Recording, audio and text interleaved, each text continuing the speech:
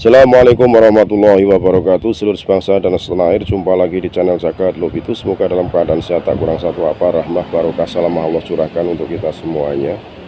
Sayyid Qori kembali menyampaikan beberapa hal terkait dengan nasab Pak Alawi yang dia menyampaikan secara detail, secara seksama, dalam tempo yang sangat singkat, karena telah begitu ngelotok ya, mempelajari kitab-kitab nasab, referensi-referensi yang ada, sehingga Sayyid Qori berani menyimpulkan begitu tegas terkait dengan nasab Pak Alawi, sehingga perlu kita simak bagaimana video daripada Sayyid Qori menyampaikan dengan gamblang apa yang dipelajarinya kepada masyarakat untuk menjadikan edukasi pembelajaran bagi kita semua terkait hal itu.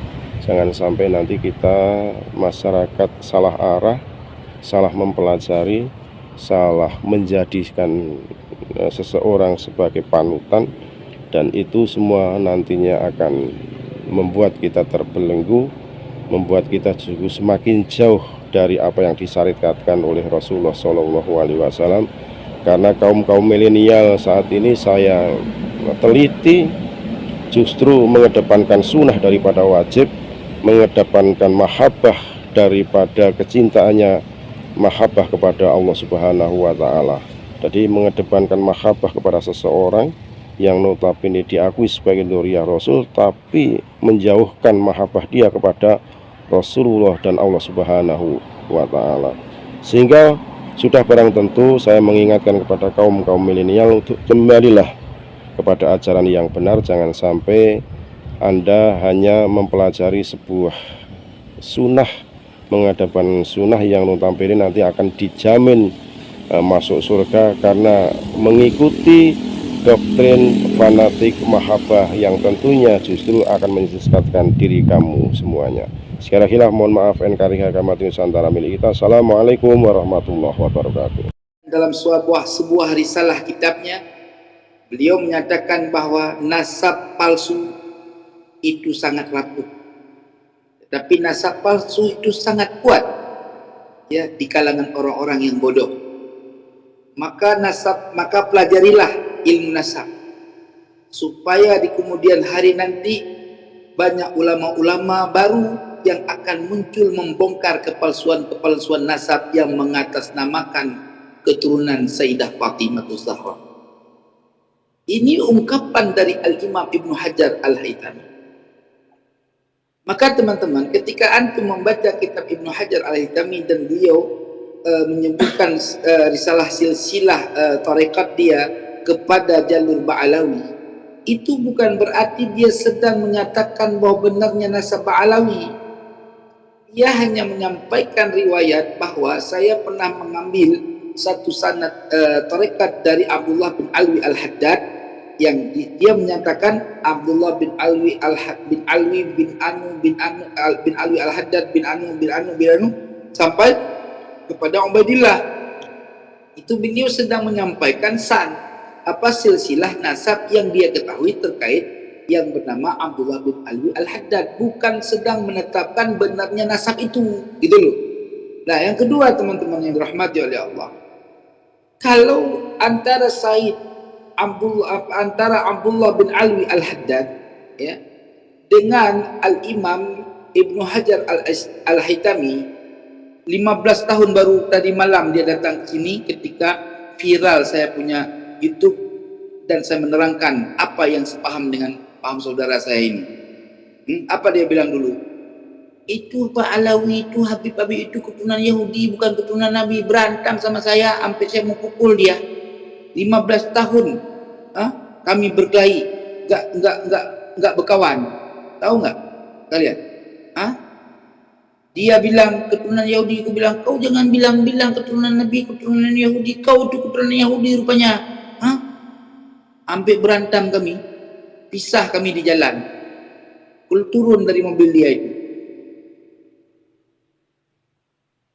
Ini 2 hari 2 malam dia di sini bersilaturahmi, memperbaiki kesalahan di masa lampau.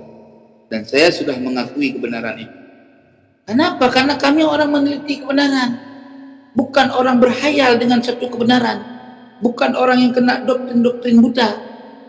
Kami pelajari kitab-kitab yang ada, karena bagi kami ilmu itu adalah rahmat, ilmu itu nur. Nur itu nggak bisa nipu, nur itu menerangi cahaya kegelapan, teman-teman. Satu lagi, teman-teman, mereka bilang lebih tinggi habaib daripada ulama. Itu di mana dia bicara semacam itu, teman-teman? Hah? Coba antum pikir, Allah sendiri yang menciptakan alam semesta, ya, berfirman di dalam Al-Quran, innama yakhshallaha min ibadihil ulama. Seandainya yang dimaksud oleh Allah itu habaib, maka Allah sungguh akan melafalkan Al-Quran itu dengan kalimat innama yakhshallaha min ibadihil habaib. Tapi tak ada ayat macam itu. Yang ada ayat innama yakhshallaha min ibadihil ulama. Yang takut kepada Allah adalah ulama dari segala hamba-hambanya. Gitu loh. Jadi kalau Habib itu ulama, mulia.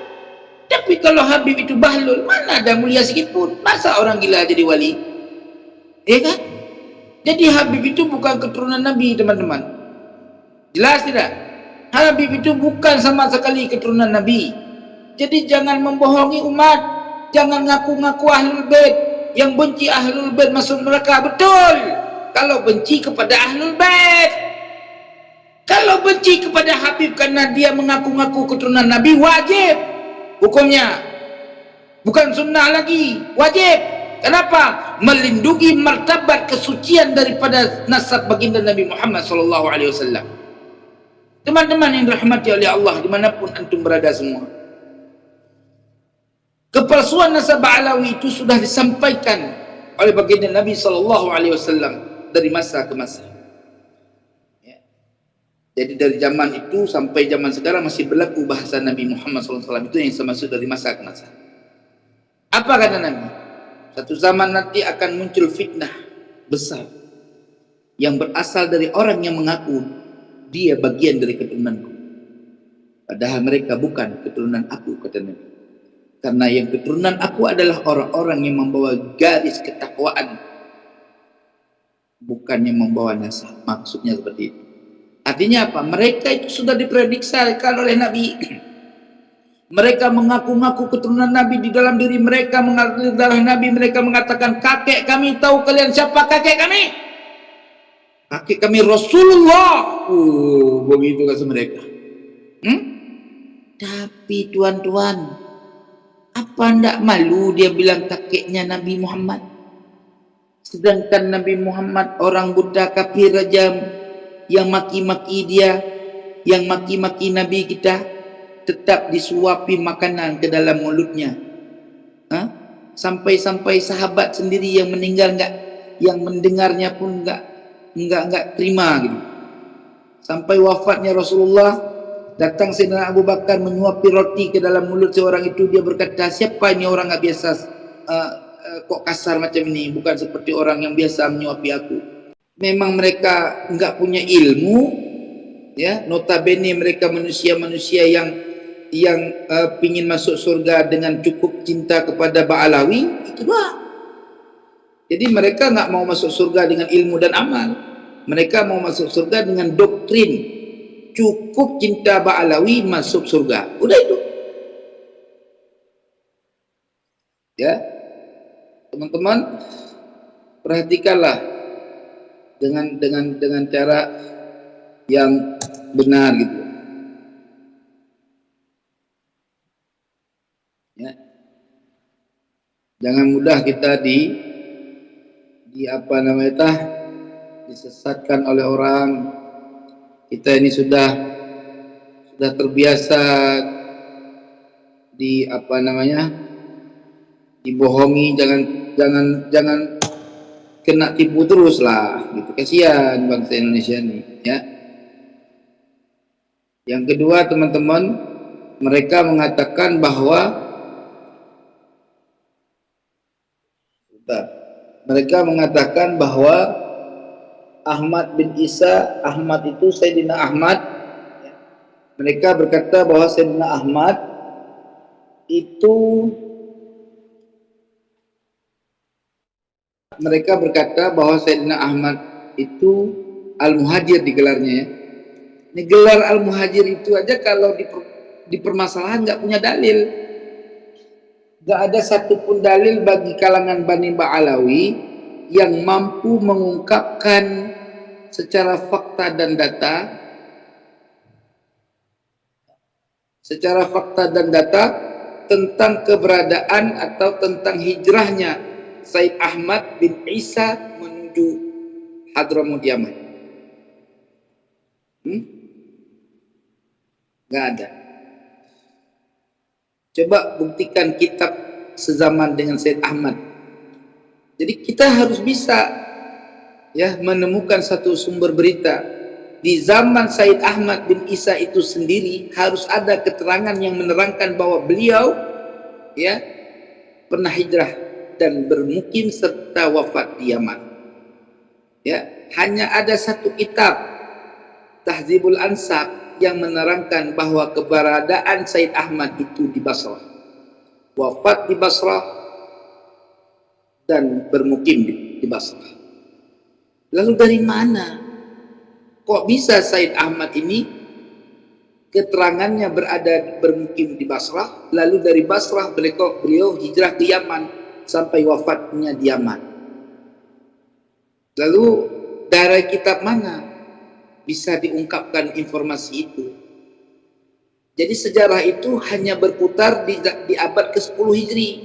Nah, abad 10 ini yang menjadi masyhur tentang sejarah Al-Muhajir Ahmad bin Isa.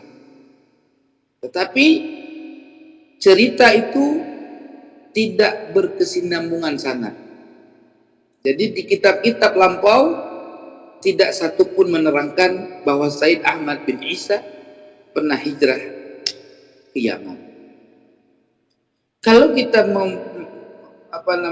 mengambil suatu ibarah terkait kitab-kitab lampau ya, yang tidak peduli terkait masalah sanad, informasi sanad, hanya berdasarkan cerita atau sejarah, maka bukan ke Yaman hijrahnya Said Ahmad bin Isa. Dalam kitab yang lain ya disebut dalam kitab Al-Asyair Al-Arabiyah, Al-Asyairul Arabiyah, di situ dituliskan bahwa Said Ahmad bin Isa itu berhijrah ke negeri atau negara Undunus. Itu kadang-kadang kita baca sampai kita baca Indonesia gitu. Padahal Undunus ya. Nah, jadi bingung juga yang satu riwayat yang di abad-abad sejaman dengan abad 10 ini itu menuliskan bahwa hijrahnya ke Undunus, bukan ke Yaman.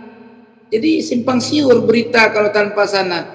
Tapi ketika kita lihat dengan kitab sejaman cukup membuktikan bahwa Said Ahmad itu wafat dan berkediaman di Basrah, tidak pernah hijrah ke Yaman, apalagi punya anak yang namanya Ubaidillah atau Abdullah. Tidak ada.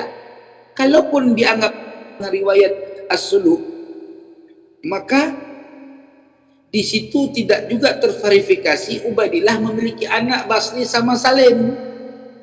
Hanya punya anak yang namanya Jadid. Itu pun menurunkan makna seandainya pun kita mengakui Ubaidillah sebagai anaknya Ahmad bin Isa, tetap Bani Ba'alawi rungkat. Jadi tidak ada jalan untuk membela nasab Bani Ba'alawi, karena dari semua jihad itu dia lemah, dari semua jihad itu dia palsu, munqati, mardud, maskuk nasabnya.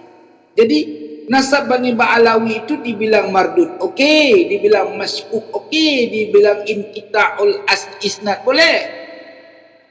Jadi terserah, inqita'ul sanad juga boleh.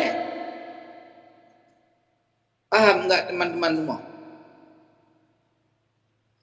Inilah. Jadi teman, kerja mereka hari ini untuk memperkuat nasab mereka, mereka kerahkan orang-orang bodoh ya, untuk menolak dakwah-dakwah kami, untuk menolak dakwah-dakwahnya Kiai Imad dimanapun ya, dengan ada cara untuk proses adu domba. Bagaimana proses mereka memancing adu domba? Ya, mereka menginformasikan di mana tempat Kiai Imad menyampaikan dakwahnya. Mereka memberikan ancaman. Dengan ancamannya apa? Salah satunya, kalau emang bila mana Kiai Imad nanti ceramah di tempat kalian, jangan salahkan kalau kami nanti datang ke sana akan melakukan tindakan yang kalian tidak akan dapat menolaknya. Itulah kurang lebih bahasanya. Nah, kemarin baru-baru ini teman-teman, ada informasi bahwa Kiai Imad akan diundang dakwah di wilayah Tambun Selatan. Ya. Nah, pada tanggal 28 Oktober, ya. Di situ sudah ada satu status-status yang diungkapkan dan dikirim melalui WA banyak orang dengan membawa bahasa kaum pribumi. Kami orang pribumi Tambun Selatan. Kami pencinta habaib. Itu kata mereka. Kami menolak kehadiran Kiai Imad. Ya. Maka oleh sebab itu, jangan sampai Kiai Imad datang ke negeri kami. Ya, kurang lebih seperti itulah bentuk berita acaranya. Ya, itu kita pahami sendiri teman-teman. Apa tujuan dia? Kalau dia adalah orang yang benar sebagai juriat Nabi, sikap yang harus diambil oleh mereka apa? Apa? Coba. Sikap jujur yang harus diambil oleh mereka. Sampaikan kepada umat, Kiai Imad itu menyampaikan yang benar menurut pandangannya. Kami belum menemukan dalil untuk menolak kebenarannya. Kalau kalian adalah orang-orang yang bertakwa kepada Allah Subhanahu wa taala, mencintai baginda Nabi Muhammad sallallahu alaihi wasallam, maka selama kami tidak mempunyai data untuk menolak kebenarannya Kiai Imad, maka percayalah sama Kiai Imad.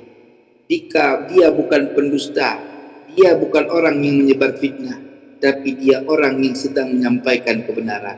Tapi Bani Ba'alawi tidak akan pernah berani mengucapkan demikian. Kenapa? Karena mereka sudah lazat di dalam tipu daya syaitan. Mereka sudah lazat di dalam mengaku-ngaku diri mereka adalah keturunan Nabi. Inilah teman-teman, bukti bahwa nasab palsu itu seperti itu. Ya. Al-Imam Ibnu Hajar Al-Haytami menyampaikan dalam sebuah risalah kitabnya, beliau menyatakan bahwa nasab palsu itu sangat rapuh. Tapi nasab palsu itu sangat kuat ya di kalangan orang-orang yang bodoh. Maka pelajarilah ilmu nasab supaya di kemudian hari nanti banyak ulama-ulama baru yang akan muncul membongkar kepalsuan-kepalsuan nasab yang mengatasnamakan keturunan Sayyidah Fatimah Zahra. Ini ungkapan dari Al-Imam Ibnu Hajar Al-Haytami. Maka teman-teman, ketika antum membaca kitab Ibnu Hajar Al-Haytami dan beliau menyebutkan risalah silsilah tarekat dia kepada jalur Ba'alawi, itu bukan berarti dia sedang menyatakan bahwa benarnya nasab Ba'alawi. Dia hanya menyampaikan riwayat bahwa saya pernah mengambil satu sanad tarekat dari Abdullah bin Alwi Al-Haddad, yang dia menyatakan Abdullah bin Alwi bin Alwi Al-Haddad bin Anu sampai kepada Ubaidillah. Itu beliau sedang menyampaikan silsilah nasab yang dia ketahui terkait yang bernama Abdullah bin Alwi Al-Haddad, bukan sedang menetapkan benarnya nasab itu, gitu loh. Nah, yang kedua teman-teman yang dirahmati oleh Allah, kalau antara Abdullah bin Alwi Al-Haddad ya dengan Al-Imam Ibnu Hajar Al-Haytami itu masa yang berbeda. Artinya antara Imam Abdullah bin Alwi Al-Haddad dengan Al-Imam Ibnu Hajar Al-Haytami itu tidak pernah bertemu secara bertatapan, artinya tidak bertemu dalam satu zaman. Mesti ada satu orang yang mengiri di antara dua orang ini. Maka Al-Imam Ibnu Hajar Al-Haytami itu mengungkapkan dalam kitab yang lain, aku tidak mengambil sanad, tidak menakal sanad langsung kepada Abdullah bin Alwi Al-Haddad, tetapi aku mengambil dan memohon izin kepada muridnya supaya aku mengambil sanad dia untuk aku tuliskan di dalam risalah kitabku.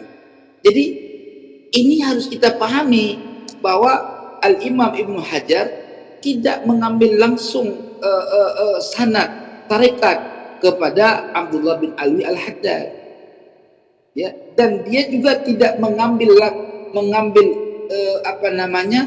ilmu tarekat kepada muridnya. Dia hanya memohon izin untuk menuliskan sanadnya Abdullah bin Alwi Al-Haddad ke dalam kitabnya, gitu loh, sehingga dia menyebut